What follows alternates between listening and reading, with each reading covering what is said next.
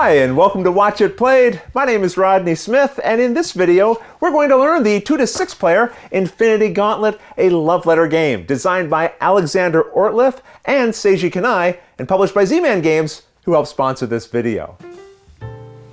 The Mad Titan Thanos is trying to gather the 6 Infinity Stones while the heroes assemble to stop him. Will they succeed, or will Thanos gain ultimate power? To find out, join me at the table and let's learn how to play. First, choose one person to play as Thanos. They'll shuffle the cards with this back into a face-down deck in front of themselves as their 13-card Thanos deck, drawing 2 to form their starting hand.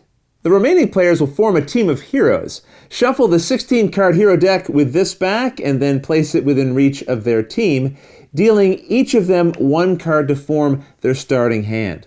We'll be setting up a 3-player game, so that means there'll be 2 heroes versus Thanos. You can always look at the cards in your own hand, but even though the heroes are on the same team, their cards must be kept secret from each other. Also, give each player one of these double-sided reference cards, which will remind them of all the cards in the game, both in the hero and Thanos decks. Next, take this life tracker card and attach the yellow slider here at the top of the hero track.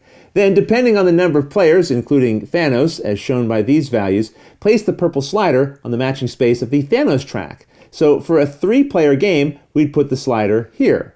Finally, put these power tokens in a supply that is accessible to everyone, including the Thanos player. And that's the setup. In Infinity Gauntlet, the heroes are trying to defeat Thanos before he can assemble all 6 Infinity Stones and unleash their power with the snap of his fingers. Thanos will play cards that represent the Infinity Stones as well as his villainous minions, while the hero players try to defeat him by using cards representing characters like Captain Marvel, Spider-Man, and the Guardians of the Galaxy. Infinity Gauntlet is based on another game called Love Letter, and it has some similarities but also important differences, so even if you've played the original game before, you'll want to pay close attention to this video. The game is played over a series of turns, starting with the Thanos player and then going clockwise around and around the table. And on a person's turn, whether playing as the hero team or as Thanos, they will draw 1 card from their deck and then add it to their hand. Then they choose any 1 card from their hand to play, putting it face up in front of themselves, resolving the effects printed on that card. Then their turn ends and the next person goes. They'll draw a card from their deck, picking 1 from their hand to play, and so on. Now, over time, this means more and more cards will get put face up on the table in front of the players. And it's important that everyone can see what has been played. So make sure as you add new cards to the table, you keep all of them fully visible. So a person's turn is really quite simple. You draw a card and then you play a card. But the cards all have a variety of powers, and knowing how each of them works will be key to making the important decision of which card you should play on your turn. So with that in mind, let's now go through all the options you'll find, starting with Thanos. The Thanos deck has cards numbered from 1 to 7.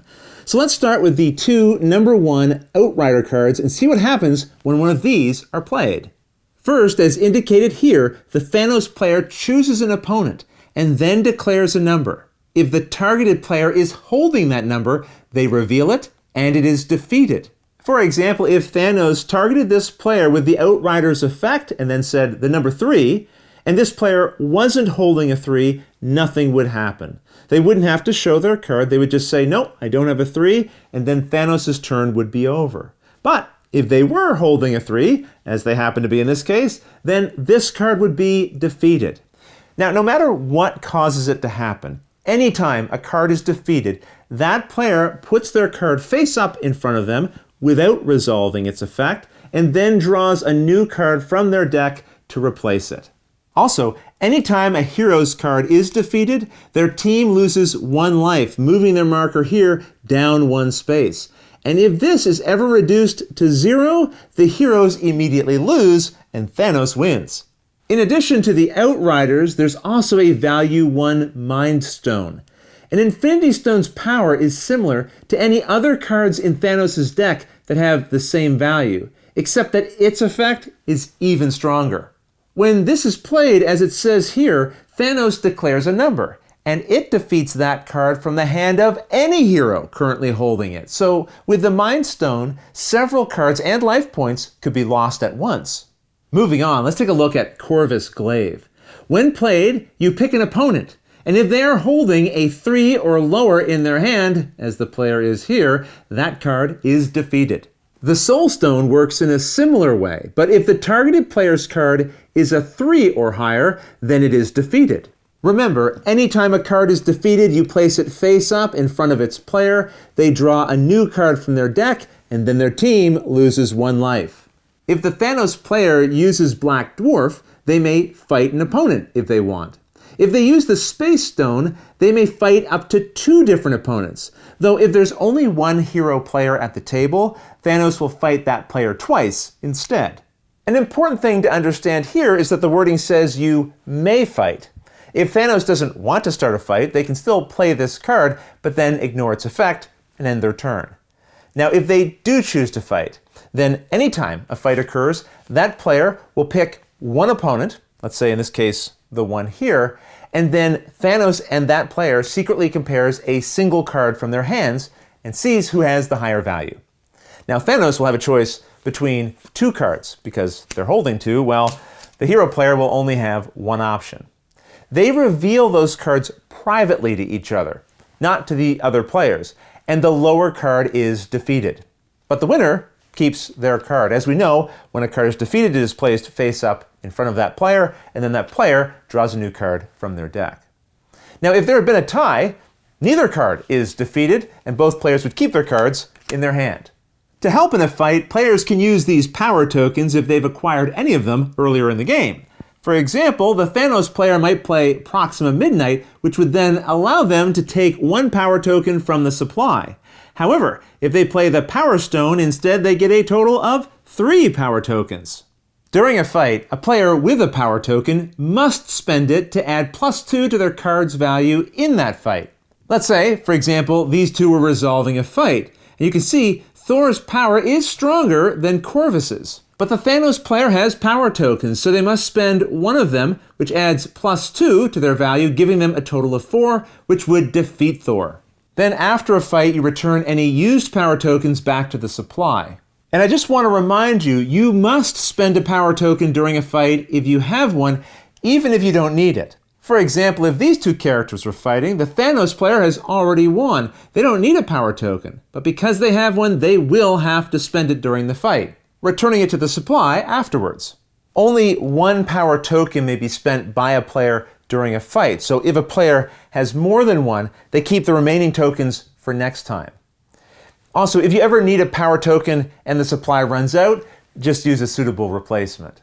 Moving on, next let's look at Ebony Maw and the Reality Stone. This effect here allows Thanos to first draw 1 card from their deck, add it to their hand, and then pick any 1 card from their hand to place on the bottom of their deck. With the Reality Stone, instead they draw 2 cards from this deck, and then pick any 2 cards in their hand, which they then put on the bottom of their deck. This Time Stone is the only card Thanos has at this value, and playing this allows Thanos to copy the effects of 1 of their cards already face up on the table. For example, here, Thanos could copy the Space Stone's ability, and then fight up to 2 opponents again. Finally, there's Thanos himself, but this card says it cannot be played. So what's the point of it? Well, Thanos is a value 7, the highest card in the game, and having this in your hand means that he will always win any fight he is in when the Thanos player chooses that card to compare against the heroes. Unless the hero player uses a card like Captain Marvel and has a power token to go with it. With that, we've seen all of the cards in Thanos' deck, but notice that the stones and Thanos have extra instructions here at the bottom. These say that when defeated, instead of being placed face up on the table like minions would be, the Thanos player first draws a replacement card and then shuffles the defeated Thanos or Infinity Stone back into their deck. This is important to the heroes. They want defeated stones shuffled back into the deck where they're further away from the Thanos player. Because if Thanos ever has all 6 Infinity Stones and it is their turn, they immediately win the game.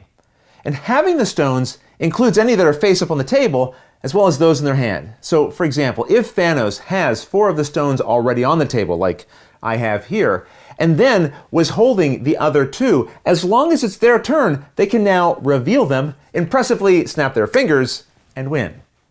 So as you can likely tell, Thanos is a powerful enemy, but the heroes aren't defenseless. So next, let's take a look at the cards that they have. All the value 1 cards let the player guess a number, and if Thanos is holding one that matches that value, it is defeated.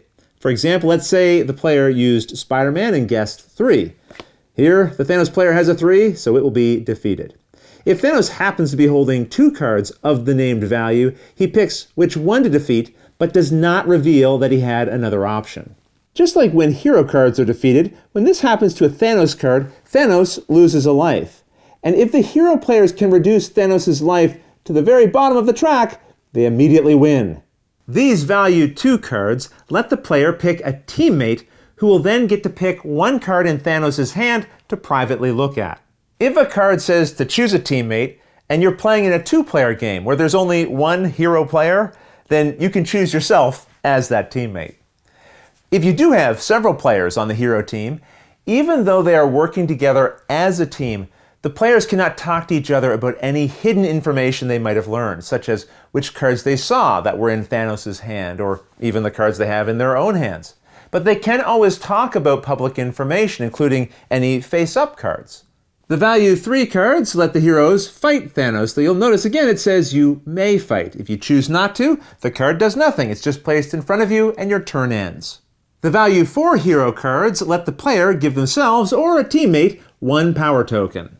These value 5 cards let the player look at the top 3 cards of the hero deck and then put them back in any order, which can be a great way to assist your teammates who are taking turns after you.